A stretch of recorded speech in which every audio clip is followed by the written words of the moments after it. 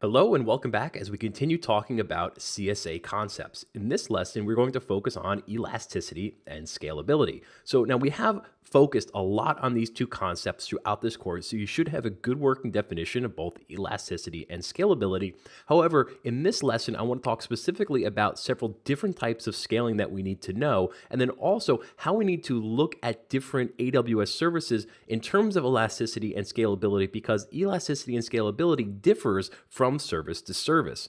So to this point, we've been talking a lot about auto scaling based on demand. This is scaling that occurs based off increase in demand for an application. So when we set up our EC2 instances behind an elastic load balancer and included an auto scaling group, this is the type of scaling that we're talking about. As traffic gradually increases, the auto scaling group will add more instances, and then as traffic gradually decreases, it will decrease the amount of EC2 instances.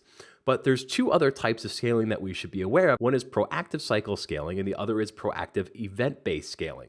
So proactive cycle scaling is scaling that occurs at fixed intervals. So let's say that every day when business starts, say at 9 a.m., we know that we're going to need 5 more instances, right? We're going to need 5 more instances from 9 a.m. to say 5 p.m. Well, we can set that up so that each day we're automatically going to generate those additional 5 that will be needed in advance of demand triggering that increase. So it's a way to us to be proactive, but on a cycle where it's going to be the same day to day.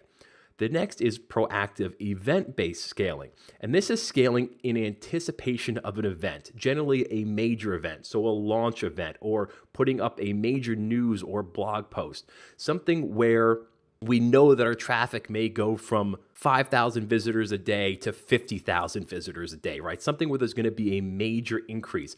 And what we can do is we can also contact AWS and have them pre-warm our Elastic Load Balancer to make sure that it is aware and will be able to handle that huge demand and increase in traffic that is going to occur on that one day or based on that one event. Because as I'm sure most of you are aware, you've probably gone to a website on a major launch day and that website is crashed. That is probably because they didn't proactively scale properly for event-based scaling. So again, event-based scaling is where we're going to provision and make sure that we have already scaled our application to handle a major one-time event. Now, what we also want to do is we want to plan to scale out rather than up. This is horizontal scaling. And what we mean by horizontal scaling is that we want to add more instances, i.e. horizontal scaling versus scaling up, which would be to increase the size of our instance from, say, a T1 micro to an M1 large. So we want to add more EC2 instances to handle increases in capacity rather than increase instance size. Now to do this though, we do have to be sure to design for the proper instance size to start. We don't want to end up with 20 T2 micros when we can end up with 3 M1 larges. So we could start with 1 M1 large as opposed to say 8 T2 micros. So there's different ways that we have to look at scaling and making sure that we choose the proper instance size to start. We also always want to use tools like auto scaling and elastic load balancing, which we have talked about at length during this course.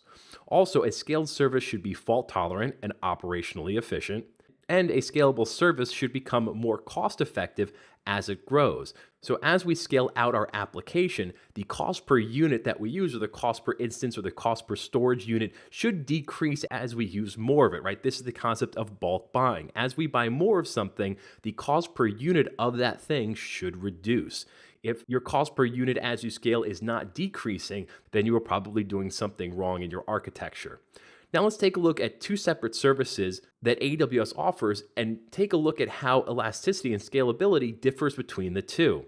Now for DynamoDB, which is a fully managed NoSQL service, it has high availability and scalability built in.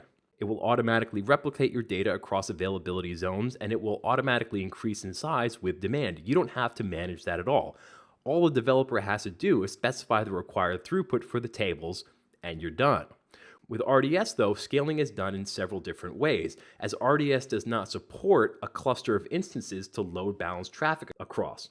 Because of this, there are a few different methods to scale traffic with RDS.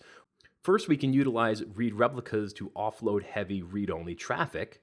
Next, we can increase the instance size to handle increases in load.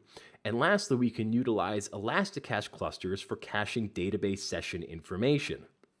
So unlike with DynamoDB, where there isn't anything we have to do for high availability and scalability, with RDS, we can actually manage things like the instance side, read replicas, or utilize other AWS services like Elasticache to help scale our application to handle increases in load. So again, these are just some of the core concepts and things we need to know about elasticity and scalability, and I would certainly make sure to spend some time making sure that you understand the differences and the reasons for proactive cycle scaling, proactive event-based scaling, and auto-scaling based on demand. And with that, we'll conclude this lesson. Thank you for watching. You may now move on.